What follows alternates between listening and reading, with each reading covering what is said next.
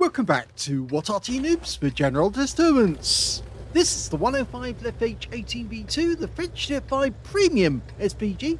Yes, for gaming, we want more premium SPGs. This one's located on the northeast spawn of Live Oaks, and it's under the command of Andromeda of No Retreat, No Surrender. Okay, well, his gun's dropped, but it is a 105mm light field howitzer.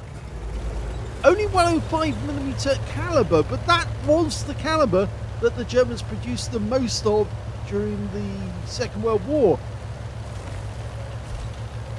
It was particularly effective because it was actually originally designed back in the First World War and was pretty heavily used by the Germans back then. Now he's making himself a nice little nest. And no, it's not mating season or anything like that, but he's actually making a nest to make himself more difficult to spot. Unfortunately, knocking trees down does have the habit of inviting attention, because people see a tree knocked down or a couple of trees knocked down, and then they see the tracer coming out of those trees and they think, ah.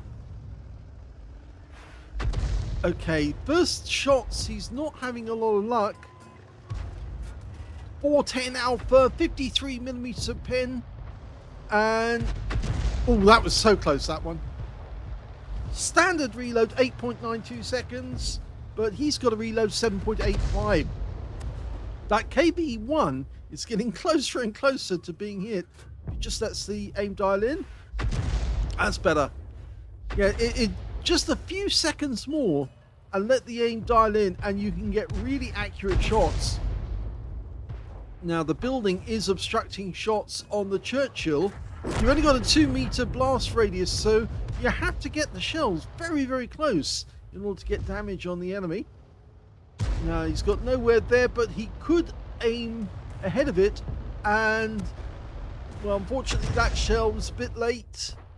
He's looking around for another target now. He's found a fast-moving chappie who's actually now going slowly. In fact, he's just got hit by one of our tanks, a Leopard, with an autocannon. Now, he probably can get a shot directly over that house. Yes, he does. Yeah, that shot was fully dialed in, and he found it much easier to get an accurate hit. Oh, fires his gun just as the Leopard finishes the job. So he's now dialing in on a Churchill 1. Now, he fired a bit premature there, and it went long.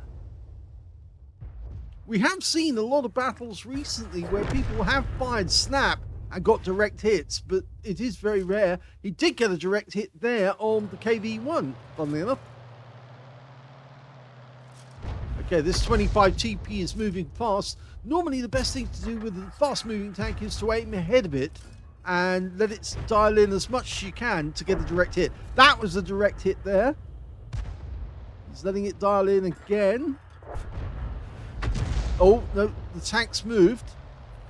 Trying to get a shot on this strip. That's it. He's trying to dial in ahead, and I think he's left it too long now, so yes, he needs to get closer. In fact, this 25 TP is very close. He couldn't see him, but he does now. And now we're starting to receive fire from the 25 TP. Puts another one in, a big hit, 146, and he spotted a gorilla on the enemy team that's actually come north. What is he doing? Well, there's a one-shot kill, and that's a penetrating shot. There's the gorilla. Now, it's a difficult shot because he's actually firing over a wreck, but he just wiped out the gorilla altogether, so that's 2 kills in 2 shots. Okay, VK-3001, he hits the rear of the vehicle. He did get spotted again by the VK, and I'm afraid that was the last shot he fired.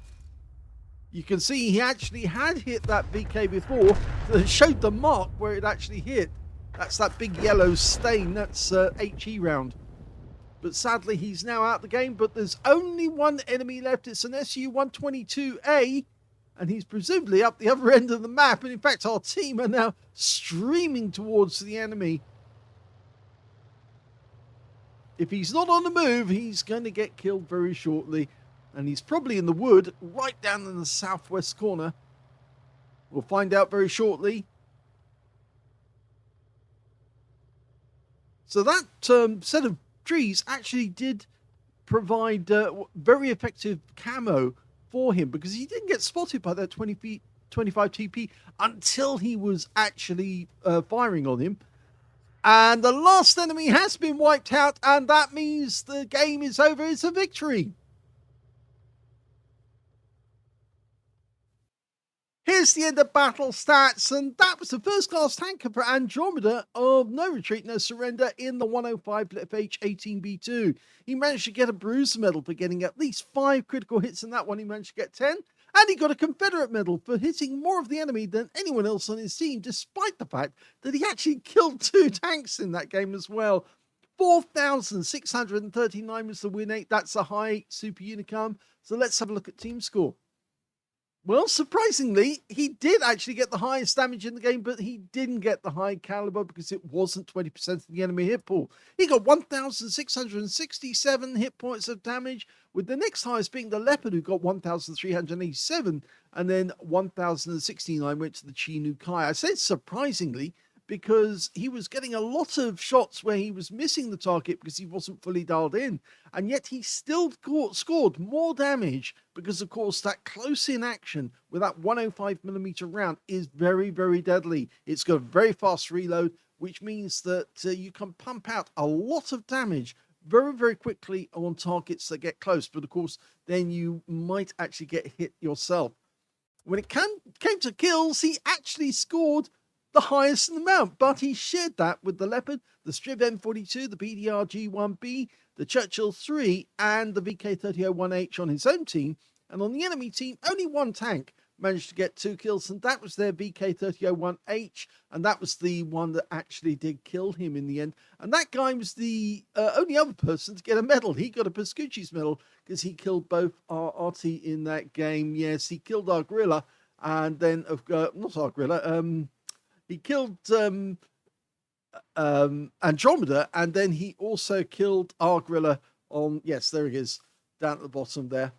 So when it came to base XP, yep, he's got that one too. So he's got the top in all 3 columns, 1,125, which means he was the only one to get over 1,000, because the next highest one was the Leopard with 957, 803 to the Churchill 3. So these guys actually, were fairly close, but it's exceptionally good for Andromeda. I think it was just that last killing spree right at the end of the game where he actually did hit a lot of enemy tanks very, very precisely. In fact, he got 2 shots, 2 kills. Obviously, it's just finishing off the other tanks that he wiped out. Which one was it? It was the Striv M42, and then he fired over the wreck of the Striv M42 into the gorilla who was behind him at the time and took him out as well. So I hope you enjoyed that replay. It's a very brief one because the battle didn't take very long. It was only 3 minutes 50 seconds until he was killed, but 4 minutes and 52 seconds to the end of the game. So I hope you enjoyed that one. If you did, please give the video a like and do subscribe to our channel. And thank you for watching.